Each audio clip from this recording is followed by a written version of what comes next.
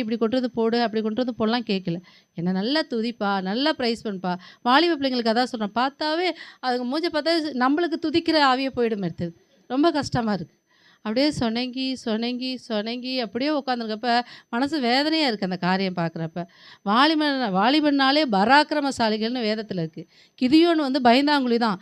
ஆனா அவன் சொன்ன வார்த்தையில அந்த என்ன செஞ்சது?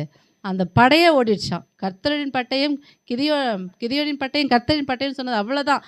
அந்த வார்த்தைக்கு அப்படியே அந்த எதிரி ஓடியே போட்டானாம். அவன் போய் கத்தி எடுத்து குத்துல, வெட்டல, எதுவுமே செய்யல. அப்போ எப்படியாப்பட்ட வாலிபனா இருந்திருப்பான். வாலிபர்கள் சொன்னாலே பைபிளில் ஆசையாக இருக்குது. யோசேப்பு பார்த்தா வாலிபன், தானியேலை பார்த்தா வாலிபன். அப்போ நம்ம சபையில் அப்படி இல்லையா? நம்ம கூட்டத்தில் இல்லையா? அந்தமாரி வாலிபர்கள் இல்லையா? எனக்கு ரொம்ப வேதனையாக இருக்குது. ரொம்ப ரொம்ப கஷ்டமாக இருக்குது. ஏன்னா திண்டிவன சபைக்கு போயிட்டோம்னாலே வாலிப பிள்ளைங்க மட்டும்தான் எல்லாம் நடத்துகிறாங்க. வாலிப பிள்ளைங்க மட்டும்தான் எல்லா காரியத்தையும் செய்கிறாங்க. நான் வாலிப பிள்ளைங்களை குறித்து